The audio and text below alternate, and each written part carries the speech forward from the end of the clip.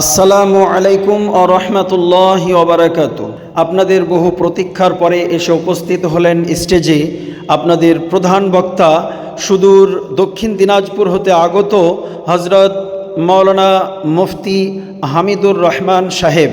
তিনি কোরআন ও হাদিসের আলোকে আপনাদের সম্মুখে ইসলামের যে সমস্ত ফরজ বিধানগুলো আছে সেই বিধানের ফরজ সম্পর্কিত আলোচনা করবেন। তিনার এই কোরআন ও হাদিসের আলোকে বক্তব্যকে আমরা প্রত্যেকেই আমল ও ইসলাহের নিয়াতে শুনবো বলি ইনশাল্লাহ। তো শুনুন। শুনে রাখো, আল্লাহ বলছেন তোমার উপর আমি মরা জানোয়ারের গোশত হারাম করে দিয়েছি। ইন্নামা হাররামা আলাইকুমুল মাইতা ওয়াদ দামা, এবং প্রবাহিত জানোয়ারের রক্তকে হারাম করে দিয়েছি। আইয়ামে জাহিলিয়াতের মানুষ তারা মরা জানোয়ারকে কিছু মনে করতো না, সেটাও তারা নিজেকে হালাল মনে করে নিত। মরা জানোয়ারের গোশত পর্যন্ত তারা খেয়ে নিত। আর একটা মজার কথা হলো, আইয়ামে জাহিলিয়াতের মানুষ, আগের জামানার মানুষ, সেই জামানার মানুষ, বিশ্বনবী আসার আগের জামানার মানুষ, তারা যে কোনো জানোয়ারকে গলাটা কেটে দিত, প্রবাহিত রক্তগুলোকে থালায় বা কোনো বর্তনে ধরে নিত, এবং সেই রক্তগুলো যখন জমে যেত সেটাকে সুন্দর করে পিস পিস করে কেটে কেটে রান্না করে কিংবা কাঁচাই তারা আনন্দ করে খেত। আল্লাহ বলছেন শোনো, ইন্নামা হাররামা আলাইকুমুল মাইতা, মরা জানোয়ারের গোশত তোমাদের উপর হারাম করে দিলাম। ওয়াদ দামা, আর প্রবাহিত রক্তকে তোমাদের জন্য হারাম করে দিয়েছি। 3 নম্বর হলো ওয়া লাহমাল খিনজির, শুয়োরের গোশত তোমাদের জন্য হারাম করে দিয়েছি। 4 নম্বর শুনে রাখো মুসলমান, সবাই মুলাব্বিস হয়ে যাচ্ছে, সেই কাজের মধ্যে সবাই জড়িত হয়ে যাচ্ছে। আল্লাহ বলছেন ওমা উহিল্লা বিহি লিগাইরিল্লাহ, আল্লাহর নাম ছাড়া অন্য কোন নামে, অন্য কারো নামে যদি খানা তৈরি করা হয়, কোন জানোয়ার জবাই করা হয়, কেউ বা হোসেনের নামে, কেউ বা হাসান হোসেনের নামে, কেউ বা আলীর নামে, কেউ বা পীর বাবার নামে, কেউ বা অমুক বাবার নামে ইত্যাদি, আশতলা বাসতলা শহরতলা, এদের নামে যদি কেউ জানোয়ার জবাই করে কিংবা সিন্নি বানায় রান্না বান্না করে, আমার আল্লাহ বলছে শোনো, আমার নাম ছাড়া, আমার নাম ব্যতি রেখে অন্য কারো নামে যদি কোনো খানা তৈরি করা হয় বা জানোয়ার জবাই করা হয়, সেই গোশত বা সেই খানা তোমাদের জন্য হারাম করা হলো। নারে তাকবীর! আমার কথা না, আমার 14 পুরুষের কথা কোরআন বলে দিয়েছে। অতএব এই জামানায় পোল্ট্রি মুরগিকে আমরা এমন খাচ্ছি, আগে যেমন মানুষ শাক খেত, মানুষ শাক খাওয়া ভুলে গিয়ে এখন পোল্ট্রি গিলছে না জি? শাক খাওয়া ভুলে গিয়ে পোল্ট্রি গিলছে। গেলেন কিন্তু 3টা তরিকায়, তরিকাটা ঠিক করে আপনি নেন, না হলে হবে না। আচ্ছা এবার বলুন তো, এটা বলছি, এটাকে বলে দেই। মহাতারাম বুজুর্গ দোস্ত, আমি ওয়াজ কিন্তু শুরু করি নাই, তার মধ্যে যদি শেষ হয়ে যায় শেষ করে দেবো আমি, বুঝতে পেরেছেন তো? আপনাদেরকে বলি, জবাই করার 3টা ফরজ, কান খুলে শুনে নেবেন কিন্তু একদম। আপনার এই যে কোনো জানোয়ার জবাই করার 3টা ফরজ। ভাই শুনছাই, তোমার নাম কে ভাই? শুনছো তো? শুনছো? এদিকে ওইদিকে গল্প করছে আর আমি বলছি এদিকে। তোমার যদি গল্প মূল্যবান হয় উঠে বাইরে গিয়ে গল্প করো। একটা ঘটনা ঘটেছে কি, গোলাম মর্তজা আছে না, আমাদের ঐতিহাসিক বক্তা ছিলেন, মেমারি মাদ্রাসা। উনি বলছেন আমি একদিন বক্তা করছি, বক্তা করতে করতে কি যে তায়াম্মুমের 3টা ফরজ। কয়টা? তায়াম্মুমের 3টা ফরজ। যদি ভাই স্ত্রীর সঙ্গে মেলামেশা বা সহবাস করো বা কোনো ছেলে মানুষ যদি মানে স্বপ্নদোষ হয়ে যায়, তাহলে তোমরা কমসে কম তায়াম্মুমটা করে নিও, পাক অবস্থা থাকবে, তায়াম্মুমটা করে নিও। তো এবার তায়াম্মুম করার 3টা ফরজ। গোলাম আহমদ মর্তজা বক্তা, তোমাকে খাস করে বলছি, কান দিয়ে শুনবে। বলছে এবার আমি বলেছি কিচ্ছু মাটি ফাটি যদি না পাওয়া যায়, কমপক্ষে বাড়িতে মাটির হাঁড়ি থাকে না, আগের জামানায় মাটির হাঁড়ি ব্যবহার হতো না, আমাদের জামানাতেই হতো, তো ওই মাটির হাঁড়িতে তায়াম্মুমটা করে নিবে। এইবার যে শ্রোতা ওর মতন গল্প করছে আর শুনছে, এবার সে শুনছে কি জানেন, ও ঘুমোচ্ছিল, তখন খালি এতটুকু শুনতে পেয়েছে যে মাটির হাঁড়িতে তায়াম্মুম করে নেবে, তাহলে তায়াম্মুম হয়ে যাবে। এটা গোলাম আহমদ মুর্তজা সাহেবের কথা ছিল। তো এ ঘুমোতে ঘুমোতে শুনেছে। এবার শোনার পরে যা হোক ঘুম ফট করে ঘুমটা ভেঙে গেছে, খালি এইটুকু শুনতে পেয়েছে মাটির হাঁড়িতে তায়াম্মুম করলে তায়াম্মুম হয়ে যাবে। এবার এ বাড়িতে গিয়ে করেছে কি, রাতের বেলায় এবার গোসল ফরজ হয়েছে, তখন ওই তায়াম্মুম করছে। আর মা বলেছে মাটির হাঁড়ি তায়াম্মুম করে তায়াম্মুম হয়ে যাবে। তাহলে কোথায় ভাত রান্না করা হাঁড়িটা ছিল, আর আগের জামা তো গ্যাস ছিল না, ওই এবার মাটির হাঁড়িতে ঘষে কালি দিয়ে তায়াম্মুম করেছে। সকালবেলা যখন বেরিয়ে এসছে তো বন্ধু, কি আবার রে, তোর মুখে কালি কেন? বলছি কেন, কালকে শুনিসনি যে ওই গোলাম আহমদ মোর্তজা বক্তা করছিল যে মাটির হাঁড়ি তায়াম্মুম করলে তায়াম্মুম হয়ে যাবে, তাই আমি তায়াম্মুম করেছি। আরে গাধা কোথাকার, এ রান্না করা হাঁড়ি তো কালি সহকারে মুখে মেখেছিস? বলে হ্যাঁ তাই। তা কি বলেছিল? বলছে গোলাম আহমদ মোর্তজা সাহেব বলেছেন যে নতুন মাটির হাঁড়িতে তায়াম্মুম করার কথা, আর তুই তো শালা রান্না করা হাঁড়িতে তায়াম্মুম করেছিস। তো তুমি গল্প করছো ওইদিকে, কাল সকালে যেন মুখে কালি মেখা না বেরিয়ে আসো। বুঝতে পারলে তো ভাই, আপনারা মজা করবেন না, আমি এটা বললাম কথাটা। যে কোনো কথা গুরুত্ব দিয়ে শুনতে হবে, বুঝতে পেরেছেন? জবাই করার ফরজ তিনটা। এক নম্বর হলো, যেই ব্যক্তিটা জবাই করবে ওই ব্যক্তিটাকে মুসলমান হতে হবে। কি হতে হবে? মুসলমান হতে হবে। প্রশ্ন করছে যে হুজুর মুসলমান তো হবে মহিলা না পুরুষ, লেডাস না লেডিস? ভাই যত বাণী ইসরায়েলের মতো প্রশ্ন হবে তত উত্তর কিন্তু বেড়ে যাবে। লেডাস লাডিসের কোনো ব্যাপার এখানে নাই। লেডাস হোক আর লেডিস হোক, জবাই করার জন্য তিনটা শর্ত। এক নম্বর শর্ত হলো যে জবাই করবে তাকে মুসলমান হতে হবে। মুসলমান অর্থাৎ ইমানদার হতে হবে, আল্লাহ এবং রাসূলের উপর কমপক্ষে তার ঈমান থাকিতে হবে। দুই নম্বর হলো যেই ব্যক্তি জবাই করবে আল্লাহর নাম নিয়ে জবাই করবে, আল্লাহ ছাড়া অন্য কারো নাম নিয়ে জবাই করলে ফরজ আদায় হবে না, ওই জানোয়ারের গোশত খাওয়া জায়েজ হবে না। কমপক্ষে বলতে হবে বিসমিল্লাহি আল্লাহু আকবার। মাশাআল্লাহ, পোল্ট্রির দোকানে দেখি গল্প হচ্ছে আর এইদিকে জবাই হচ্ছে। তুই কতগুলো নিবি? এই মামনা রে, এই পোল্ট্রিটা ছেল নে, জায়েজ হবে তো? বলছে হুজুর আমিও তো মুসলমান ছিলাম। না, তুমি যে জবাই করেছো এহতেমামের সঙ্গে জবাই করনি। এক নম্বর মুসলমান হতে হবে, দুই নম্বর জবাই করনেওয়ালা কমপক্ষে আল্লাহর নাম নেবে, বিসমিল্লাহি আল্লাহু আকবার এতটুকু নামটাকে বলতে হবে। তিন নম্বর শুনে রাখো ও মুসলমান, খালি জবাই করলে হবে না, জবাই করার তরিকাটা ভালো করে জানতে হবে। মানুষের বা যে কোনো জানোয়ারের এই যে হলকুমটা আছে, হলকুম, এই হলকুমটা অবশ্যই কাটতে হবে। আর হলকুমের দুই পাশে দুইখানা রক্তের নালী আছে, ওই রক্তের নালী দুটো কাটতে হবে, অর্থাৎ এই তিনখানা রক কাটতে হবে। একটা রক হলো হলকুম আর দুইটা রক্তের নালী, এই তিনটা কাটা হলো ফরজ। মন থাকবে? বুঝতে পারেননি? এক নম্বর কি হতে হবে? মুসলমান হতে হবে। দুই নম্বর কি হতে হবে? আল্লাহর নাম নিয়ে জবাই করতে হবে। তিন নম্বর এই তিনটা রক কাটতে হবে, শ্বাসনালীর সঙ্গে দুটো রক্ত নালী, এই তিনটা নালী কাটতে হবে।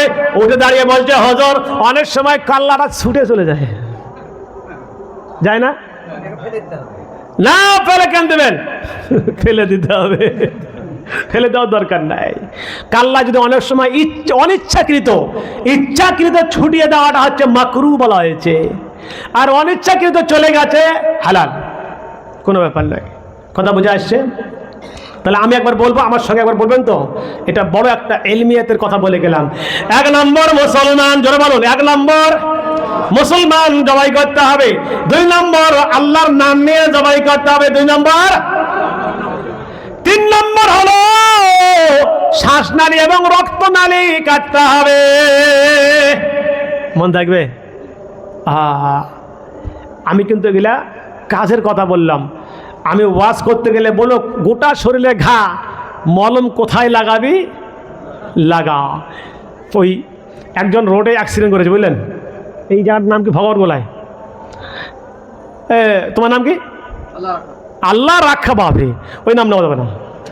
একজন ছেলে, একটা ছেলে নাম হচ্ছে মনে করে পল্টু, ও গিয়ে আবার এই রোডে মোটরসাইকেল নিয়ে কে যাচ্ছে আর কি। হ্যাঁ, এখন সব বাচ্চাদের কেলি বলেন, আহা দেখে মনে হচ্ছে আমি রোড থেকে নেমে চলে যাই, ওরাই চালাক গাড়ি, বুঝতে পারলেন? আরে ওকে এমন হেলে তুলে মনে পড়লো, আর এই জন্যে মরছে এরা, বুঝতে পারলেন? আমি প্রায় আজকে 35 বছর বাইক চালাচ্ছি, আলহামদুলিল্লাহ কোথাও ঠকেনি, অ্যাক্সিডেন্ট হয়নি, আল্লাহর অশেষ মেহেরবানি। আর আজকাল পড়ছে আর মরছে। যাই হোক, রোডে পড়ে গেছে, পড়ে গিয়ে হাত সব ছাল টাল চলে গেছে, বুঝলেন? তখন ছাল টাল চলে গেছে, যাওয়ার পরে এবার ডাক্তার দেখাতে হবে। পল্টুকে ডাক্তার খানে, ডাক্তার সাহেব আপনি একটু ওষুধ পাতি দেন। কি রে? বলে মোটরসাইকেল নিয়ে রোডে পড়ে গেছিলাম। স্যার কী করবো? তো ডাক্তার সাহেব মলম দিয়েছে, বলে এই মলমটা লাগালে ছেড়ে গেছে, পাগল ওই মোটরসাইকেল চালায়, তো লাগাবি। তো বলছে ডাক্তার ওইভাবে বলেন, ডাক্তার বলে এই মলমটা দিলাম, তোমার যেখানে রোডে যেখানে লেগেছিল, রোডে পড়ে গিয়ে সেইখানে মলমটা লাগাবে, 5 দিন পর আমার সাথে দেখা করবে। এবার এই ছেলে বুঝতে পারেনি, বেশি বোঝে না, মানে শিক্ষিত সমাজের শিক্ষিত ছেলে, এ সকাল সন্ধ্যায় গিয়ে মলমটা হাতে না লাগিয়ে রোডটা লাগিয়ে আসে। কোথায় লাগিয়ে আসছে? রোডে লাগিয়ে আসছে। 5 দিন পর গিয়ে ডাক্তারবাবু আমার হাতটা প্রচণ্ড ব্যথা, একটু তো ছাড়লো না, ভালো হলো না। বলে মলম লাগাসনি? বলে হ্যাঁ লাগিয়েছি তো। ওই মলমের গন্ধ নাই, কিছু বুঝতে পারছি না, কোথায় লাগে মলম? বলে কেন আপনি বললেন যেখানে রোডে লেগেছে রোডে মলম লাগান, সকাল সন্ধ্যায় ঢেলে দিয়ে ওই মলমটা রোডে লাগিয়ে এসছি। তো বলছে পাগল, মলম রোডে লাগাতে বলিনি রে পাগল, তোর হাতে লাগাতে বলেছে, হাতে। ডাক্তার বলে একটা, আমরা বুঝি আর একটা, যার কারণে এই সমাজ আমাদের একদম নিচে নেমে গেছে। মহতারাম বুজুর্গ, দোস্ত আজিজ, আমি একবার যাচ্ছিলাম সফরে, ভোপাল থেকে হায়দ্রাবাদ। একটা ফ্যামিলিতে 6 জন মানুষ আছে। জিজ্ঞেস করলাম বাপজান আপনারা कहाँ, आप लोग कहाँ जाइएगा? बोलते हम लोग हज करने ले जाएंगे। अच्छा हज करने, माशाअल्लाह बहुत अच्छी बात है, क्या बढ़िया बात है, आप लोग हज करने जा रहे हैं, हमारे लिए थोड़ा बहुत दुआ कर देना, और नबी सल्लल्लाहु अलैहि वसल्लम के रोज़ा मुबारक पे हमारे सलाम कह देना। अरे बहुत अच्छी बात है। তখন মনে মনে করলাম এরা একটু আলাদা তরিকার, ভিন্ন লাইনের। তখন জিজ্ঞেস করলাম যে এরা এই অবস্থায় নিশ্চয়ই এরা জানে না, এরা যদি এই অবস্থায় পৌঁছে যায় ওই মক্কা আর মদিনায়, নেকি তো হবে না রে হাজি ভাই, গুনায় গুনায় ভরে যায়। জিজ্ঞেস করলাম হযরত 2 बात पूछ लूं? बोले हाँ हाँ बेटा पूछिए। मैं যেতে যেতে মানে প্রায় 12 ঘন্টা একসঙ্গে একে বাড়তে যাচ্ছিলাম, একটা সম্পর্ক মানে ভালো একটা मोहब्बत জমে গেল। তখন আমি লাস্টে বললাম आप लोग हज करने जा रहे हैं, एक बात पूछूं, अगर बुरा ना माने तो? नहीं बेटा पूछो पूछो। अच्छा गुस्ल का कितना फ़राइज़ मालूम है? मुझे बेटा ये क्या होता है? गुस्ल का फ़र्ज क्या होता है? ऐ জোয়ান ছেলে দিও, বলে গোসলের ফরজ এটা বুঝতে পারলাম না, কি বলছেন? আমি বললাম হুজুর আপনি মক্কায় যাবেন, মদিনায় যাবেন, আমার চোখ দিয়ে পানি আসা ভাব হয়ে গেল।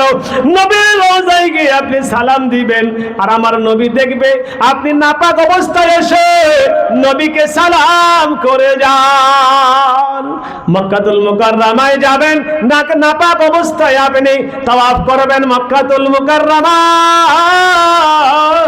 বলুন আল্লাহ নেকি দিবে না ডান্ডা দিবে রে ভাই? বলছে এ क्या होता है? फर्ज, गुस्ल का फर्ज क्या होता है? পাশে একটা নওজোয়ান ছেলে ছিল, পরে ছেলে হয় মনে যত সম্ভব। বলছে मैं बताता हूं, আমি বলছি। হ্যাঁ বলো বলো। বলছে ভাই गुस्ल का फर्ज बहुत होता है। কি বলছে? गुस्ल का फर्ज बहुत होता है। ওই জওয়ান তুমি বলো, দাঁড়িয়ে বলো গোসলের কয়টা ফরজ জানো না? তোমার সামনে বন্ধুটা জানা আছে গোসলের ফরজ? হ্যাঁ, মনে হয় তোমাদেরকে বেঁধে আমি সঙ্গে করে নিয়ে যাব। তাহলে ওয়াজ শুনতে আসো নাই, পালিয়ে যাচ্ছিলে কেন? এমন একটা ইম্পর্টেন্ট জিনিস বলে দিব, সারা জিন্দেগি গুনাহ থেকে বেঁচে যাবে। 2 ছলের বাপ 3 ছলের বাপ, গোসলের কোনো নাই তার কাছে মাপ, জানে না। বলছে 8-10 होगा। আমি বলো क्या? বলছে সাবান লাগবে। কি লাগবে? গোসলের ফরজ আদায় করতে গেলে সাবান লাগবে, তোয়ালা লাগবে, ঠান্ডা পানি লাগবে, আর ঠান্ডাকালে গরম পানি লাগবে, এইভাবে গনতে গনতে 5-6টা পড়ার পরে বলে, আমি বলছি আর কুছ হ্যাঁ? বলছে না, ইতনা মুঝে মালুম হ্যাঁ। আমি বললাম শোনো, ভারত মহাসাগরে যদি তুমি ডুবে থাকো তোমার গোসল হবে না। ওরে মুসলমান, নিজের স্ত্রীর কাছে যাও, সন্তান জন্ম দিয়েছো, স্ত্রীর কাছে যাওয়ার তরিকা তোমার জানা নাই, স্ত্রীর সঙ্গে সম্পর্ক রাখার তোমার তরিকা জানা নাই। এবার খারাপ ভাববেন না, সন্তানটা তোমার কত ভালো হবে রে ভাই। গোড়ায় খলত বলত, গাছটা আমি গাড়বো, নিচে যদি পলিথিন থাকে গাছটা মজবুত হবে না টালমাটাল হবে, জোরে বলুন। আর বলবেন না আপনারা? নিজে মনে করেন শান করা আছে, শান পিটা আছে, শানের উপরে একটু মাটি দিয়ে একটা আমি গাছ গাড়বো, ওই গাছটা থাকবে না মরবে? যদিও মাটিটা অনেক থাকে, তার নিচে শান থাকে, ওই কিছু দূর যাওয়ার পরে গাছটা বিগড়ে যাবে, টালমাটল করবে, যদি জোরে হাওয়া দেয় শিকড় সমেত উল্টে পড়বে। আমার সন্তানকে যখন জন্ম দেয়, স্ত্রীর পাশে যখন শুয়েছি, সহবাত করেছি, তখন দোয়া পড়েনি, নবীর তরিকায় যায়নি, বিসমিল্লাহ পড়েনি, সন্তানটা কি করে ভালো হবে? কথাটা শুনতে খারাপ লাগলো, কিন্তু ভাই কথাটা খারাপ লাগার নয় রে মুসলমান। এই জন্য আমার সন্তানগুলো আলেম হতে পারে না। স্ত্রীর সঙ্গে মেলামেশা হচ্ছে, মনটা অন্যদিকে আছে, খারাপ ভাববেন না, কথা কিন্তু বলছি আমি। আপনার স্ত্রীর সঙ্গে মেলামেশা আপনি করছেন, অথচ অন্য মহিলার দিকে আপনার মন চলে গেছে, আপনার স্ত্রী অন্য পুরুষের দিকে তার মন চলে গেছে, এই সন্তানটা শয়তান হবে না তো কি হবে বলেন? তার মানে ওই সময় শয়তান এসে এমন আপনাকে আপনার স্ত্রীর উপর হাবি হয়ে গেছে যে যাতে করে সন্তানটা জন্ম হলে যেন সুসন্তান না হয়, যেন কুসন্তান তৈরি হয়ে যায়। মুসলমান, আমি মেন জায়গায় চলে গেছি, শুনতে খারাপ লাগবে কিন্তু খারাপ ভাববেন না। 65 বছর বয়স হয়ে গেল, এখনো মুসলমান গোসলের ফরজ জানে না। আজও পর্যন্ত যত মসজিদে গেছি, সব মসজিদে যাওয়া গুনাহ হয়েছে। নাপাক অবস্থায় যদি মুসলমান এই জমিনে হাঁটে, জমিন পর্যন্ত আল্লাহর কাছে ফরিয়াদ করে, মাবুদ এই নাপাকটা কবে আমার পেটে আসবে? যেই দিন আমার পেটে আসবে রে আল্লাহর বান্দা, সেই দিন তোর সঙ্গে আমি সেই ব্যবহার করব, কারণ তুই নাপাক অবস্থায় জমিনে হেঁটে বেড়াস। এবার বলুন, গোসলে ফরজ জানা দরকার আছে কি নাই? বলবো না তো? বলবো না। আমি এখানে জালসা কামাতে, ব্যবসা করতে আসিনি, কথা বলতে এসেছি। ঠোস কথা বলবো, এতে ভালো লাগলো ভালো। যারা সঠিক বুঝতে পারবেন তারা মনে করছেন যে দিল চিরে কথাগুলো বসলো, আর যারা কি বলছে রে হই হাই করে, না শোনেন, গুনাহ থেকে বেঁচে যান। গোসলে ফরজ 3টা। আমি ওই হাজি সাহেবকে বললাম, হাজি আপনি নিউ হাজি মানে भावुक हाजी, ओ हजरत हाजी साहब हज करने जा रहे हैं, अपनी हज करते जाবেন বাবজি, আমি আপনাকে বলে দেই গোসলের 3টা ফরজ বাবা। এই গোসলের ফরজ যদি না জানা যায়, না জেনে যদি আপনি ভারত মহাসাগরে ডুবে থাকেন, তবে গোসলের ফরজ আদায় হবে না। ও বাবা, আমি কি আপনাকে বলতে পারি, ওই বাবজিকে আমি যখন গোসলের ফরজগুলো বলতে লাগলাম, পরে বেচারা কেঁদে ফেললেন, আমার হাত ধরে বললেন, বাবা আমি আমার মহল্লার, আমার এলাকার আমি একজন মান্যগণ্য ব্যক্তি, অনেক পীর আমার বাড়িতে এসেছে, আমি অনেক পীরের মুরিদ হয়েছি, অনেক আলেম ওলামার সোহবতে থেকেছি, অনেক আলেম ওলামা আমার সঙ্গে এসেছে বাবা, কিন্তু আজ পর্যন্ত কোনো আলেম, কোনো পীর সাহেব আমাকে জিজ্ঞাসা করেনি গোসলের ফরজ কয়টা। তুমি আমার জীবনটাকে শুধরে দিলে, তুমি আমার ভ্রান্তিটাকে ভাঙিয়ে দিলে। আমি নবীর রওজায় এখন বুক ফুলিয়ে যাব, নবীর রওজায় সালাম দিয়ে দেব, মক্কাতুল মুকাররমায় তওয়াফ করব, আল্লাহর কাছে তোমার জন্য ফরিয়াদ করব মরণ পর্যন্ত। এতদিন নাপাক অবস্থায় ঘুরে বেরিয়েছি,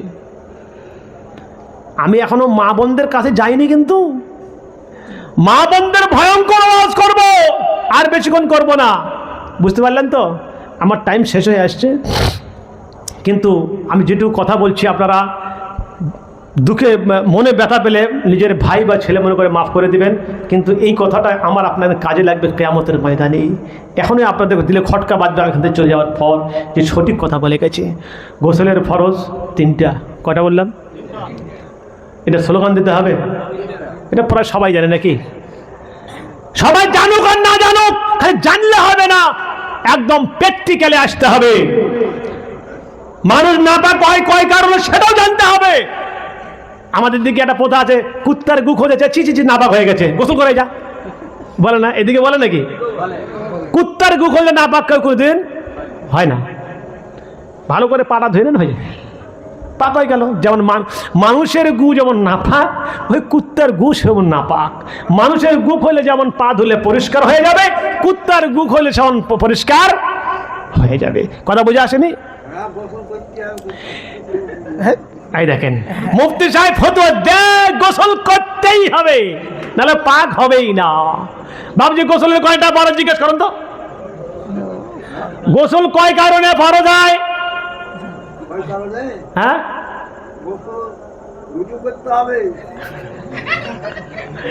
কুত্তার গু খুঁজলে ফরজ হবে নাকি? মানুষের গু খুঁজলে ফরজ হবে? মানুষের গু খুঁজলে ফরজ হয় না, কুত্তার গু খুঁজলে ফরজ হয়ে যায়। আর গরুর গোবর দিয়ে গোটা বাড়িটা নেপা দিয়েছে রে ভাই, ওটা জায়েজ আছে?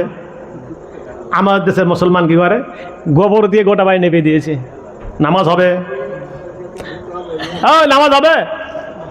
বলে এ কেমন বক্তা নিয়ে আসলাম আমরা, সুর ধরে কানে বক্তা করবে, এরকম বক্তা চাই?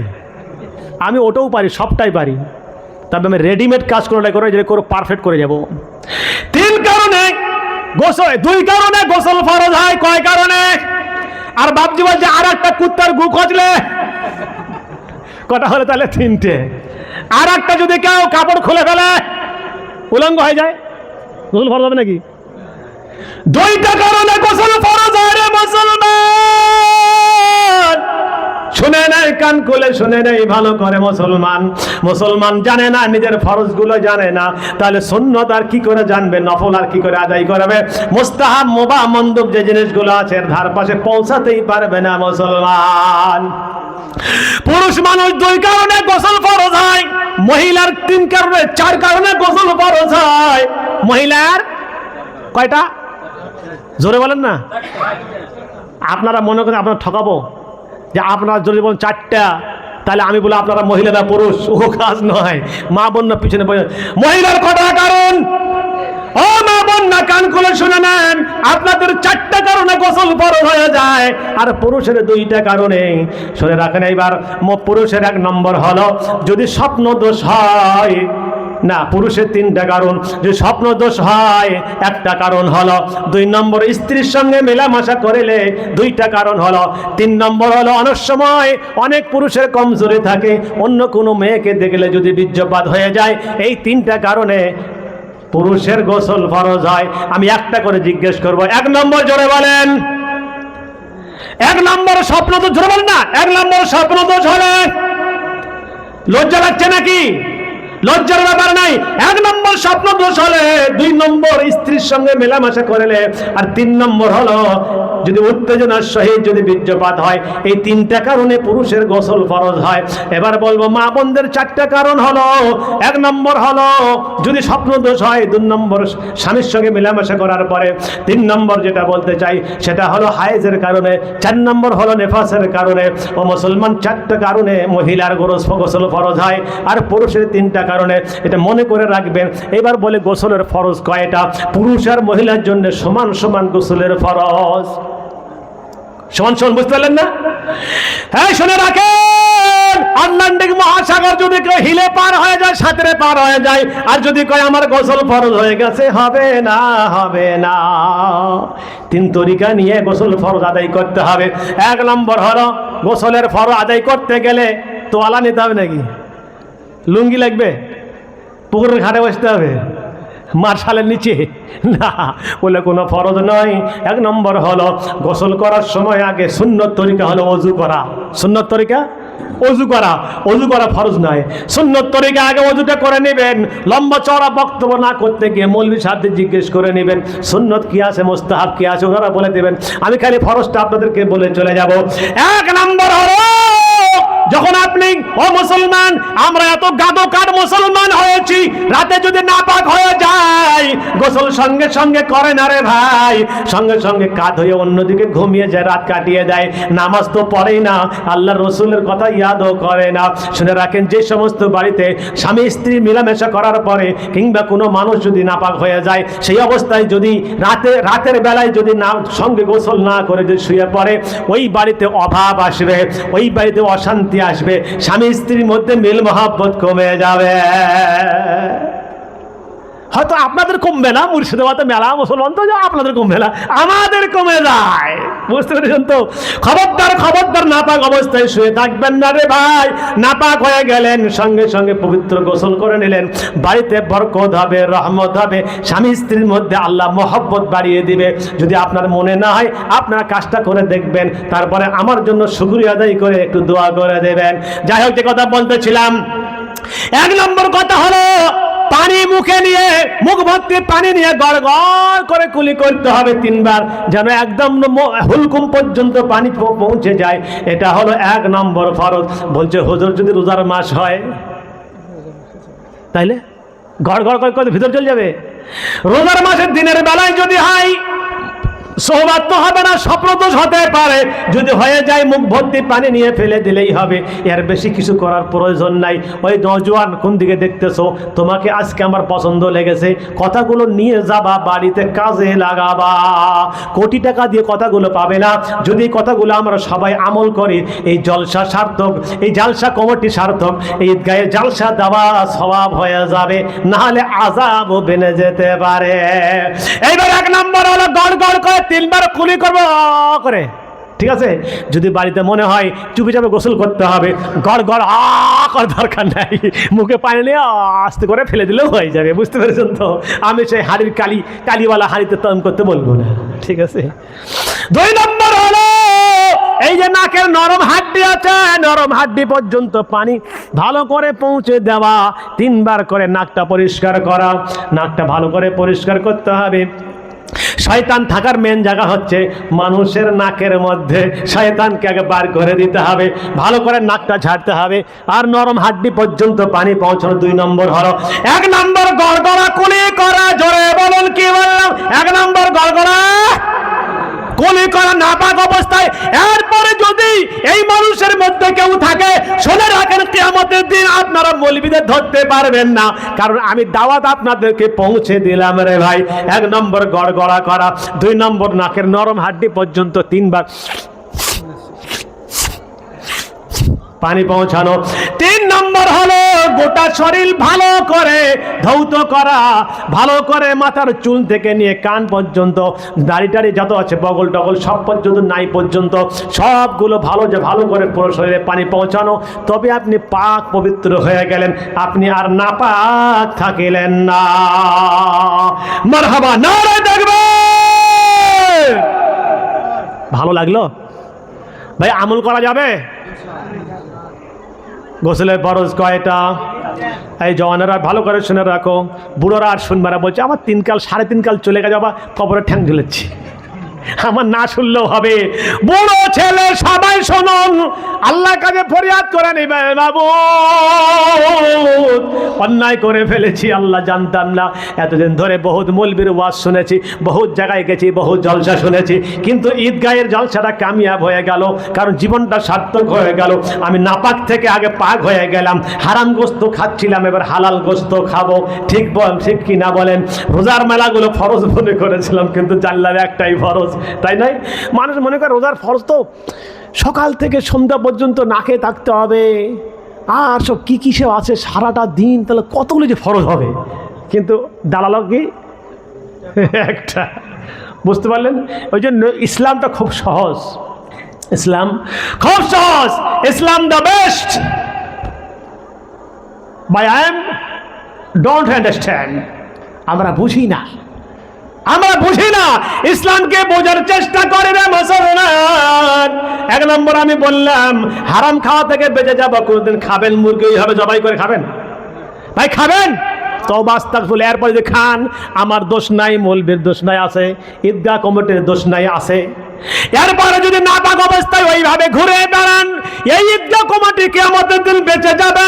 যদি আমি আপনি গিয়ে বলে, এই বেটা ঈদগাহ কমিটি জলসা করেছিলিস, এতটুকু শোর ছিল না, আমরা নাপাক অবস্থা ঘুরছিলাম, এটা বলার কেউ ছিল না, সেই দিন ঈদগাহ কমিটি বলবে, এক কান পটির চড় দিয়ে বেটা চলে যা, আমরা জলসা করেছিলাম, মুফতি সাহেব ফতোয়া দিয়ে, মুফতি সাহেব মাসালা বলে গেছে, সেটা কিন্তু শুনতে পাস নাই। 2 নম্বর 3 নম্বর হলো সারাদিন রোজা রাখবো, রোজার কয়টা ফরজ জানিয়ে দিল। এবার বলে নামাজের কয়টা ফরজ, ভিতরে বাইরে নামাজের 13টা ফরজ। কয়টা? 13টা ফরজ। এটা একটু মেলায় টাইম লাগবে, অতএব আমি এই লাইনে যাব না। যেটা মেন ইস্যু ছিল সেই জায়গাটা আমি আপনাদেরকে টপিকটা বলে দিয়েছি। আমি কিন্তু ওয়াজ এখনো শুরু করতে চাইনি। কখন হবে তাহলে ওয়াজ? এইবার ওয়াজের লাইনে আসি, কারণ আমি আর বেশি টাইম দিতে পারবো না। আরে ইন্না লিল্লাহ, 12:30 বেজে গেছে। বিশ্বাস করে আমার মনে করলাম 11:30 বাচ্চা হয়তো, কিন্তু 12:30 পরা বেজে গেছে, বুঝতে পারছেন? আচ্ছা, আর কিছুক্ষণ হোক নাকি। আমি বললাম না যে গাজল থেকে নিয়ে উমরপুর পর্যন্ত আসলাম, খালি ব্যারিকেড লাগা আছে, তার মানে কি মেলা, কি খালি মেলা মেলা। এই মেলায় কে গেছে জানেন? ও ভাই ঘুমাচ্ছেন নাকি? এই তো অর্ধেক কথা শুনবে, অর্ধেক শুনবে না। হ্যাঁ, এই তো অহরণ ঘড়ি দিয়ে মনে হচ্ছে। শোনেন, ওই মেলায় কে যাচ্ছে শোনেন, আপনার মেয়ে গেছে, আমার মেয়ে গেছে, আপনার নাতি নাত করে গেছে, আমার পোতাপুতি গেছে, ঠিক কিনা? ঠিক কিনা বলুন? ওই আমার নাতি নাতগরকে, আমার মেয়েকে, আমার বোনকে শীষ মারছে আপনার ছেলে, আর আপনার নাতি নাতগর মেয়ে বোনকে শীষ মারছে আমার ছেলে। তাহলে গোলেমালে গোলমাল হয়ে গেল। এটা আমরাই বাদিয়ে দিলাম গোলমালটা, অন্য কেউ বাদালো না। মুসলমান ওত পেতে আছে কিছু শয়তান, ওরা বলছে খালি আর গোলমাল বাদাক, আর মাঝখানে আমরা ফায়দা নিয়ে চলে যাব। এই ঘটনাটাই দেশে ঘটতে আরম্ভ হয়ে গেছে। হিন্দু খারাপ নয়, মুসলমান খারাপ নয়, মাঝখানে কিছু বিড়ালের মতন ওত পেতে আছে, এরা গন্ডগোল লাগিয়ে দিয়ে ফায়দা লুটে নিচ্ছে। পরে যখন সাক্ষাৎ হলো আমার আপনার সামনে, আমার তোতন ভাইয়ের সামনে, উত্তম ভাইয়ের সামনে, বলছে ভাই আমিও বুঝতে পারিনি। আমি বলছি আমিও বুঝতে পারি, শয়তানিটা করলো কে? 2% লোক মুসলমান, 2% হিন্দু, এরাই করলো শয়তানি, মাঝখানে গন্ডগোল বাঁধিয়ে চলে গেল। যত রকমের বেঈমানি, ভণ্ডামি, শয়তানি, গুন্ডামি হচ্ছে, এই জন্য মুসলমান দায়ী বলবো আমি আমার ভাইকে বলবো না, এই জন্য মুসলমান দায়ী। বিশ্বাস করবেন, এই যে বাপজি বসে আছে, ওই বাপজিকে বলবেন তারা সুন্দর মেয়ে দেখেছি, একদম সেই একটা ফটো দেখাবে, এ তোমাকে বিয়ে করতে চাচ্ছে, তুমি কি বলছো? না বলবে? আমাকে না বলবে? আপনারা কি বোঝেন না কিছু? ও না বলবে? হ্যাঁ, না বলবে না। এই জনটাকে যদি বলে চিন্তা ভাবনা করি, ভাই কি বলবে? চিন্তা ভাবনা করি। আর ওকে যদি বলি, ও বলে আমার বউ আছে গো, ঝাঁটা পিটা করবে। আরে বুড়ো কি বলবে জানেন? যা হয়েছে হয়েছে, হ্যাঁ হয়ে যাবে, যা। ডাইরেক্ট বলবে হ্যাঁ যা, বলবে না। আমি কিন্তু মজাকের কিছু কথা বলি, আমি হাসার খুব হাসাই, কিন্তু আমি আজকে একটু আমার ব্যাটারি ডাউন আছে, বুঝতে পারলেন তো? খুব লম্বা রাস্তা অতিক্রম করে এসেছি, আর যাই হোক ওটা অন্য ব্যাপার। তো ব্যাটারি ডাউন আছে বলে আমি এত হাসাই, মানুষের পেটে ব্যথা হয়ে যায়, বুঝতে পারলেন তো? এই দেখেন হাসতে, দেখেন আমি ভুল বললে বলতে মনে হাসছেন। কাপড়টা সরিয়ে দেন বাবজি একটু মুখের, এই দেখেন, দেখেছেন? পারা গেল না, পারা গেল। ও বাবজি শোনেন, ওই বয়স্ক মানুষ মনে মনে যে কি ফোন দিয়ে আটাচ্ছে উনি জানি না। তাহলে ওই যদি অত ফোন দিয়ে আটাতে পারে, মনে মনে মুস্কুরে হাসছে, ও কিন্তু মুস্কুরে ভিতরে হু হু করে হাসছে, কি আমার কথা বলছি, বিয়ে দিব আমাকে, মনে মনে কিন্তু হচ্ছে। কিন্তু শুনে রাখেন, নওজোয়ান কিন্তু করবে না। তাহলে শোনেন, আমি হাসার জন্য বলে নেই, তাহলে বোঝা গেল খায়েশাত এই নফসানি খায়সাত জওয়ানের থেকে কার বেশি? বুড়াদের বেশি। শুনে রাখেন, ওই অনেক বুড়োগুলো আছে না, নাতিনি হয়েছে, মজাক করে, নাতিনি অনেক বড় হয়ে গেছে, নাতিনের হাত ধরে বাজারে ঘুরে বেড়ায়। ও বুড়ো, তোর লজ্জা নাই রে, শরম নাই? হাজি হয়ে এসেছিস মক্কা মদিনা থেকে, এত বড় নাতিনের হাত ধরিস তুই কোন হিসাবে? জায়েজ আছে? ও জায়েজ আছে গো, শর্টে বোঝেন না গো আপনারা, আমি শর্টে বলছি কিন্তু। এই জায়েজ নাই।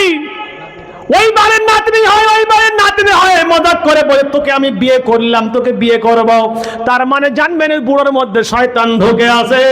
আর যদি বুড়ো বলে ও নাতনি পর্দা করো, আল্লাহকে স্মরণ করো, রসুলকে স্মরণ করো, মাথায় কাপড়টা দাও, বুকটা ঢাকিয়ে বেড়াও, জানবেন ওটা ওর মধ্যে শয়তান নাই, ওর মধ্যে আল্লাহর ভয় আছে। আমি যখন আসতেছিলাম চলেন উমরপুর পার হয়ে ব্রিজটার আগে একটা জায়গায় পড়লাম। এত ভিড়, বলবো কি ভিড় বলবো, আমি বলতে পারতেছিলাম না। বিশ্বাস করেন মুসলমান বলতেও লজ্জা লাগে। ওটা কে ছিল বলেন? উঠছেন কেন গো? আরে বসেন না বাবজি, বসবেন না? আই দেখেন, উনাকে খারাপ লাগলো কথাগুলো, বুঝতে পারলেন? উনি চলে গেলেন। আমি এবার বলতে চাই আপনাকে মা বোনরা শুনে রাখেন, আপনাদেরকে বলে যায় রাতের বেলা, ও মা বোনরা শুনে রাখেন, আল্লাহর আযাবের কথাটা বলবো। এই জন্য আমি বাজারে আসতে আসতে যে ঘটনাগুলো দেখলাম, ওই ঘটনার কথাগুলো তুলে ধরতেছি। আমি আপনাদেরকে আগে অনেক কথা বললাম, হাসি পাইলো না, হাসির কথা নয়, বুক ভরা ব্যথা নিয়ে, আমি অন্তর দুঃখ নিয়ে আপনাদের সামনে কথাগুলো তুলে ধরলাম। আমাদের বহুবল মুসলমান এলাকা, বহু জনবল মুসলিম এরিয়া, এই এরিয়াতে এই অবস্থার মুসলমান, লজ্জার বিষয়, আমরা বুকে হাত দিয়ে বলি, বুক ঠুকে আমাদের দক্ষিণ দিনাজপুরে এবং বিভিন্ন জায়গায় আমি বলি, মুসলমান দেখতে হলে মুর্শিদাবাদে যেতে হবে, এত মুসলমান। কিন্তু এইখানে ঢুকে যদি পরিস্থিতি মুসলমান দেখে, আমাদের দিকের মুসলমান দেখে, সঙ্গে স্টেজে এসে আমাকে বলবে, মুফতি সাহেব আপনি বলেছেন জনবহুল এলাকা মুসলিম এরিয়া মুর্শিদাবাদ, ওইখানের অবস্থা একদম কাট, ওইখানের অবস্থা, ওইখানের ইমান মুসলমানদের একদম বরবাদ। আমি উত্তর খুঁজে পাবো না। এমন পরিস্থিতি, নওজোয়ান মেয়েগুলো দেখতেছি রাস্তায় এমন ভিড় রাস্তায়, নওজোয়ান বিলকুল, আমার মনে হয় এদের বিয়ে হয় নাই। আবার মনে হলো অনেকগুলো মানুষ বিয়ে হয়েছে, বউ নিয়ে সঙ্গে করে, এমন পরিস্থিতি দিয়ে নিয়ে যাচ্ছে। শুনে রাখেন, এগুলো কত বড় গুনাহ হবে। এবার গুনার কথাটা বলে, এই ঘটনাটা বলে, এই ওয়াজটা করে আমার বক্তব্য শেষ করে দেবা, আর বেশি বলবো না। দাদু বলছে তুমি একটা ব্যবস্থা করে দিয়েই যাও আমার, বুঝতে পারলেন তো, একটা ব্যবস্থা করে দিয়েই যেও।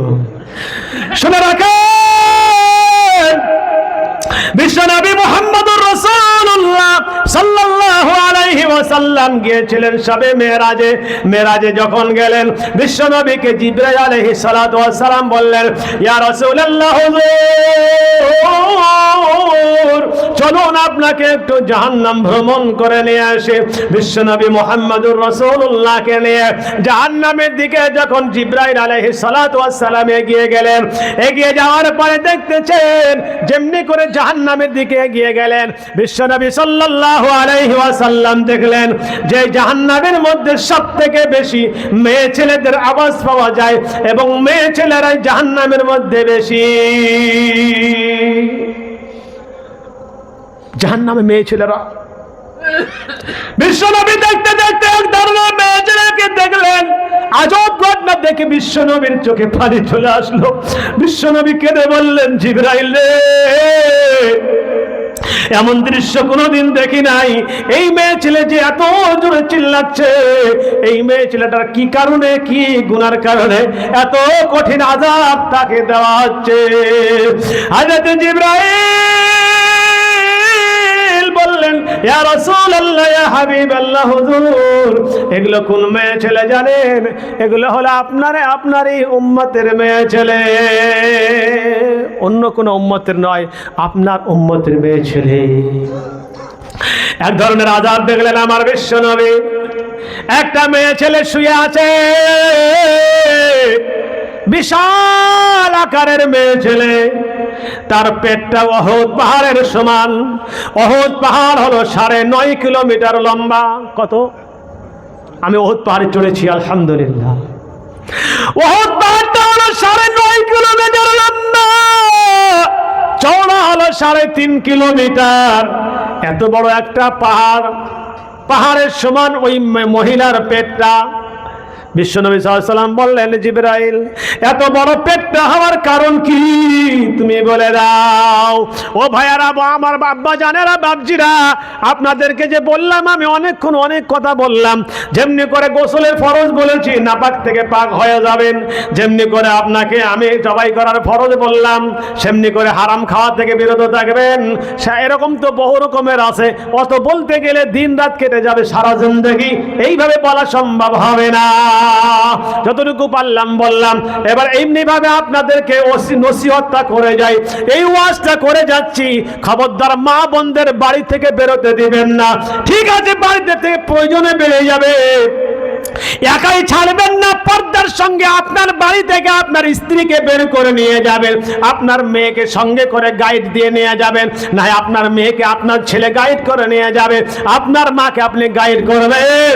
গাইড যদি না করেন, কিয়ামতের ময়দানে হয়তো আপনি জান্নাতে যাবেন, আপনার স্ত্রী, আপনার কন্যা, আপনার সন্তান, আপনার মা, আপনার বাপকে জান্নাতে পাবেন না। ওখানেও বলবো কথাটা আমি। আরও একটা সুন্দর ঘটনা চলে এসছে, ইনশাআল্লাহ বলবো। আমি বললাম না, আমি সর্বোচ্চ ওয়াজ করেছি এক চান্সে 6.5 ঘন্টা, কিন্তু সেই ক্ষমতা অত আর নাই, কমে গেছে, ভোল্টেজ কমে গেছে। তবে এতটুকু আছে যে ইনশাআল্লাহ বকে যাব, কিন্তু আমল করতে হয়, নাহলে বকে কোনো লাভ নাই। এটাকে বলে শেষ করি, টাইম পেলে বলবো, নাহলে চলে যাবো। আগামীতে ইনশাআল্লাহ আবার আসবো। রোজার আগে এসেছিলাম কি মাদ্রাসা গো? হ্যাঁ, দয়ানগরে এসেছিলাম। আপনারা ছিলেন না? ছিলেন না? ওখানে ছিলেন? বিশ্বনবী মুহাম্মদুর রাসূলুল্লাহ সাল্লাল্লাহু আলাইহি ওয়াসাল্লামকে জিবরাইল বললেন, হুজুর, এগুলো হলো আপনার উম্মতের মেয়ে ছেলে। বিশ্বনবী সাল্লাল্লাহু আলাইহি ওয়াসাল্লাম চোখের পানি ছেড়ে দিয়ে বললেন, জিবরাইল, কি কারণে এই মেয়ে ছেলেগুলোকে এইভাবে আযাব দেওয়া হচ্ছে? যদি আপনি মুসলমান হয়ে থাকেন, স্ত্রীকে যদি ভালোবেসে থাকেন, নিজের কন্যাকে যদি ভালোবেসে থাকেন, নিজের বোনকে যদি ভালোবেসে থাকেন, নিজের মাকে যদি ভালোবেসে থাকেন, এই হাদিসটার প্রতি, এই ঘটনাটার প্রতি আমলে আজকে থেকেই কসম খেয়ে নেমে পড়বেন। কি আযাব জানেন? একটা মেয়ে ছেলে শুয়ে আছে, চিৎকার করছে, এমন চিৎকার করে জাহান্নামীরা পর্যন্ত বিরক্ত হয়ে যাচ্ছে। সবাই জাহান্নামীরা বলছে, ও জাহান্নামীরা, সবাই মিলে চলো চলো। ওই জাহান্নামী মেয়ে ছেলেটার আওয়াজটা এত বেকট আওয়াজ, আমাদের কানের পর্দা ফেটে যায়।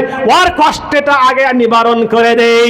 সমস্ত জাহান্নামীরা শুনে রাখো, জাহান্নামের শিকল নিয়ে সমস্ত জাহান্নামীরা যাবে, সেইখানে গিয়ে বলবে, ওই মেয়ে ছেলে, তোমার এত কষ্টের কারণটা কি? তোমার কি হয়েছে বলো? ওই মেয়ে ছেলে বলবে, শোনো, আমি জাহান্নামে আল্লাহ আমাকে দিয়েছে, আমার কষ্ট হচ্ছে। শোনো, আমার এত বড় পেট আল্লাহ করে দিয়েছে, এই ওহদ পাহাড়ের সমান পেট, এই পেটের মধ্যে লাখো লাখো বাচ্চা রয়েছে। এই বাচ্চাগুলো জন্ম হয় না, এই কাতরে, এই যন্ত্রণায় ছটফট করতেছি। এবং তার পেটের মধ্যে যে সমস্ত বাচ্চাগুলো আছে, তারাও তার পেটের মধ্যে জাহান্নামের আগুনে দাউ দাউ করে জ্বলতেছে। এই মেয়ে ছেলে এমন চিৎকার মেরে দিচ্ছে, তার চিৎকারে, তার হুঙ্কারে জাহান্নামীরাও বিরক্ত হয়ে যায়। ও মা বোনেরা, কান খুলে শুনে রাখুন, মা, পর্দা কোনো কোনোদিন ছাড়িবেন না, মাথার কাপড় বাড়িতেও থাকলে ছাড়বেন না, সর্বসময় নিজের শরীরটাকে ঢাকিয়ে রাখুন।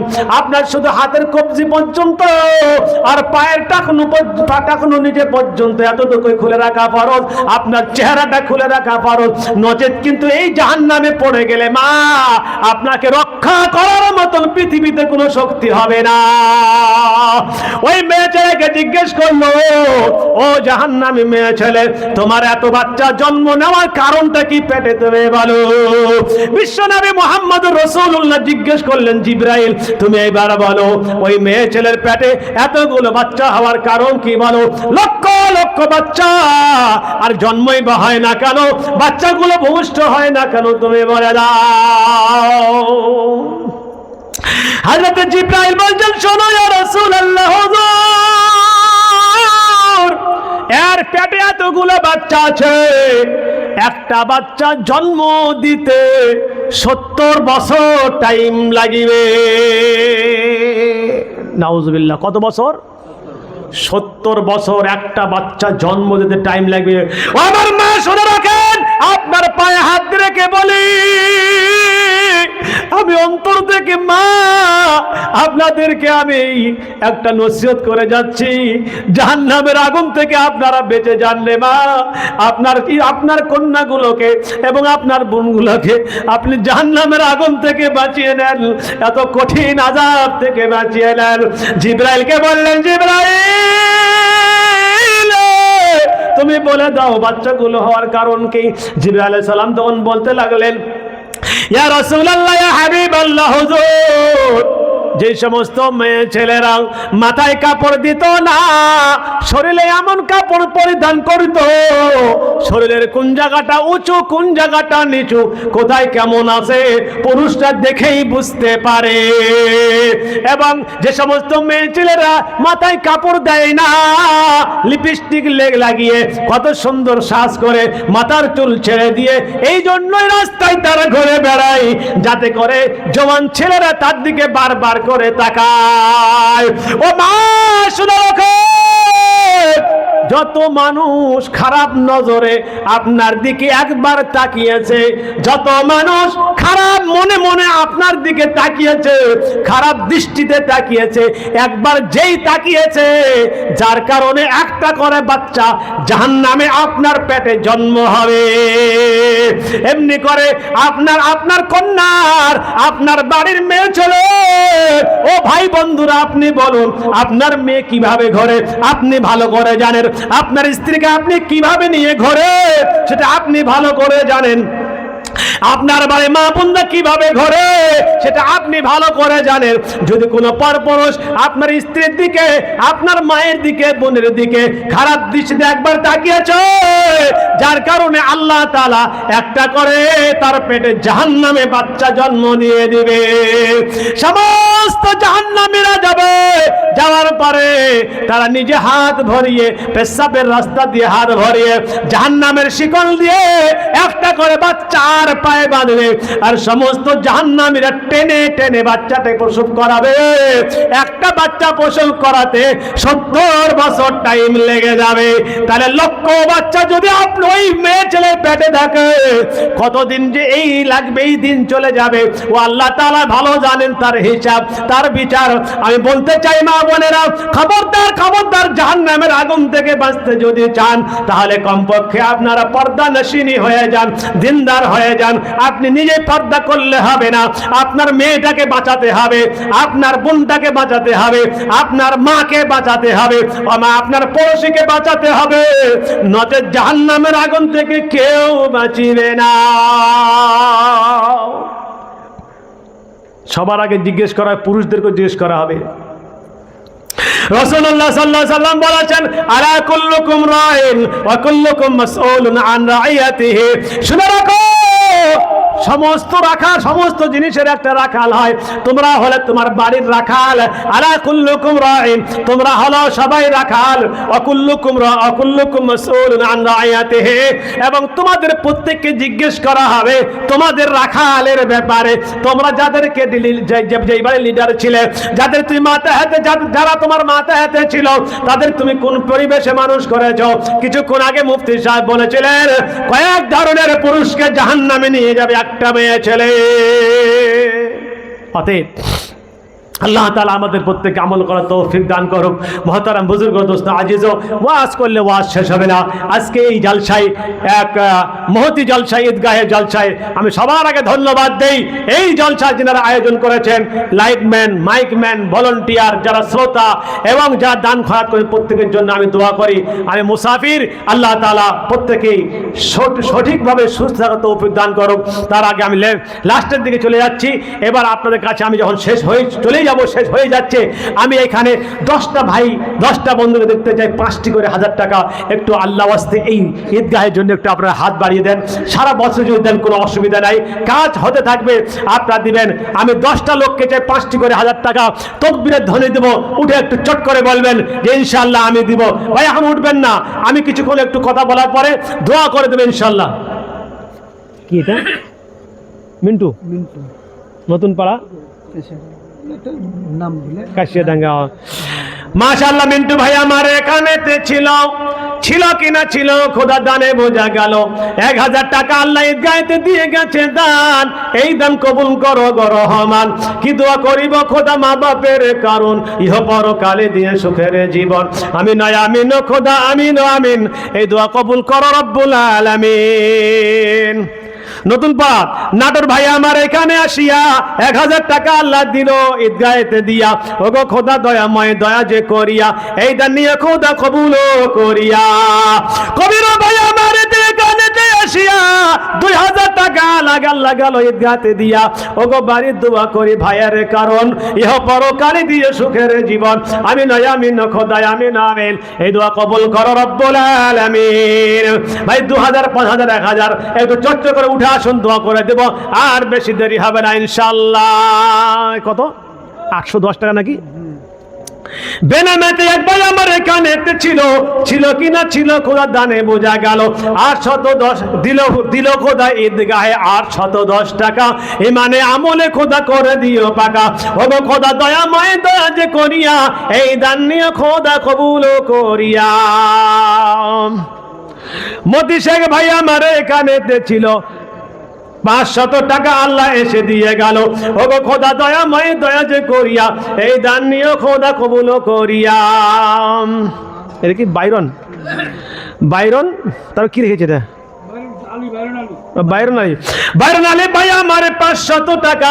ইমানে আমলে আল্লাহ করে দিও পাকা। ওগো খোদা দয়াময়, দয়া যে করিয়া এই দান নিয়ে খোদা কবুল করিয়া। তুফান ঘোষ নাকি? কি গো? তুফান শেখ? না এগুলো হয়নি। তুফান শেখ ভাই আমার 10,000 টাকা। ইমানে আমলে আল্লাহ করে দিও পাকা। ওগো খোদা দয়াময়, দয়া যে করিয়া এই দান নিয়ে খোদা দয়া কবুল করিয়া। কি দোয়া করিব খোদা মা বাপের কারণ, ইহ পরকালে দিয়ে সুখের জীবন। মা বাপ যদি খোদা থাকে বিপদেতে, উদ্ধারিয়ে নিয়ে খোদা আমলের বরকতে। একদিন ভাই আমারে 2 বস্তা সিমেন্ট নাকি, হেরুন ভাই আমার এখানেতে ছিল 2 বস্তা সিমেন্ট আল্লাহ ঈদগাহেতে দিল। ওগো খোদা দয়াময়, দয়া যে করিয়া এই দান নিয়ে খোদা কবুল করিয়া। লালচাঁদ ভাই আমার এখানেতে আসিয়া 500 দিল খোদা তোমার রাস্তাতে দান করিয়া। 5000 টাকা। লালচাঁদ ভাই আমার এখানেতে আসিয়া 5000 টাকা দিল ঈদগাহেতে দিয়া। ওগো বাড়ির দোয়া করি মা বাপের কারণ, ইহ পরকালে দিয়ে সুখের জীবন। এটা কি? আনারুল ভাই আমার 3000 টাকা। ইমানে আমলে আল্লাহ করে দিও পাকা। কি দোয়া করিব খোদা মা বাপের কারণ, ইহ পরকালে দিয়ে সুখের জীবন। এটা কি?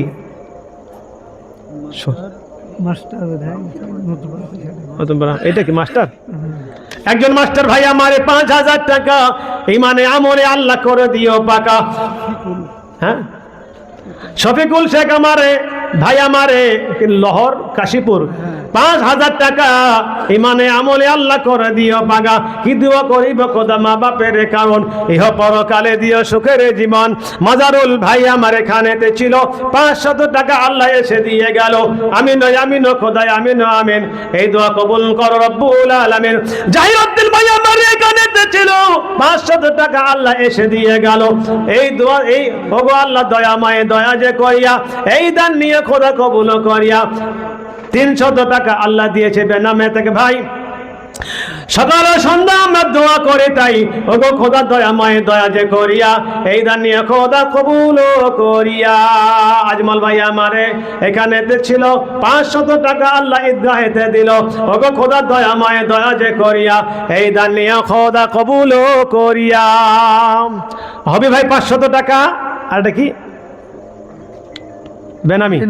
বেনামি 100, রসুল ভাই 200, সুবাল ভাই 200, বেনামি 200, ফের বেনামি 3,909 টাকা। তারপরে আসেফ ভাই 200, কি চাঁদ ভাই 500, আর বেনামে 2890 টাকা, ফের বেনামে 50 টাকা। আলহামদুলিল্লাহ। একটু দরুদ শরীফ পড়ে নেই। এনাদের প্রত্যেকের দোয়া হবে এবং আমাদের জন্য দোয়া হবে। আল্লাহ তাআলা আমাদের দোয়া কবুল করুন। আমি মুসাফির আছি, মুসাফিরের দোয়া আল্লাহ তাআলা কবুল করেন। আল্লাহ তাআলা আমাদের সমস্ত মনের আশা মনের কামনা পূর্ণ করুন। আল্লাহুম্মা সাল্লি আলা সাইয়্যিদিনা মাওলানা মুহাম্মাদ ওয়া আলা আলিহি ওয়া আসহাবিহি ওয়া বারাকা সাল্লিম। ربنا آتنا في الدنيا حسنة وفي الآخرة حسنة وقنا عذاب النار رب ارحمهما كما ربياني صغيرا اللهم اغفر لحينا وميتنا وشاهدنا وغائبنا وصغيرنا وكبيرنا وذكرنا وأنثانا اللهم من أحييته منا فأحيه على الإسلام ومن توفيته منا فتوفه على الإيمان اهدنا الصراط المستقيم صراط الذين أنعمت عليهم من النبيين والصديقين والشهداء والصالحين وحسن أولئك رفيقا غير المغضوب عليهم ولا الضالين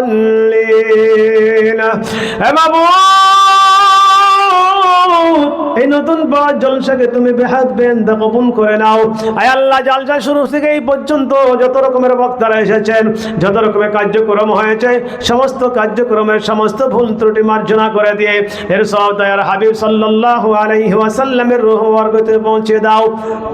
সমস্ত নবী আলাইহিস সালাম, সাহাবা আজমাইন, তাবিঈন, তাবিঈন, খোলাফায়ে রাশিদিন, উলামায়ে দ্বীন, উস্তাদ, শায়েখ, চার তরিকার পীর, ওলি, গৌস, কুতুব, আউলিয়া, আউলিয়া, কুতুব, আবদাল, সারা বিশ্বের মুমিন মুমিনাত, মুসলিমিন মুসলিমাত যারা চলে গেছে, আল্লাহ মেহেরবানি করে প্রত্যেকের সমস্ত রকমের মৌলাই করিম আয় আল্লাহ গুনাহগুলো মাফ করে দাও।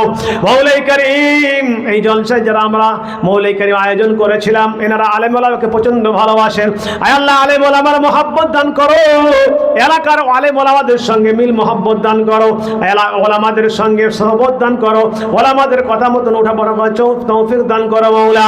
আয় আল্লাহ মৌলাই করিম, আয় আল্লাহ আমি মুসাফির আছি, বহুত দূর থেকে এখানে এসেছি। আয় আল্লাহ যা কিছু বললাম সমস্ত ভুল ত্রুটি মাফ করে দিও। আয় আল্লাহর সওয়াব তুমি বিশ্ব নবীকে দান করে দাও, মৌলাই করিম সমস্ত উম্মতকে দান করে দাও, সাহাবীদের দান করে দাও।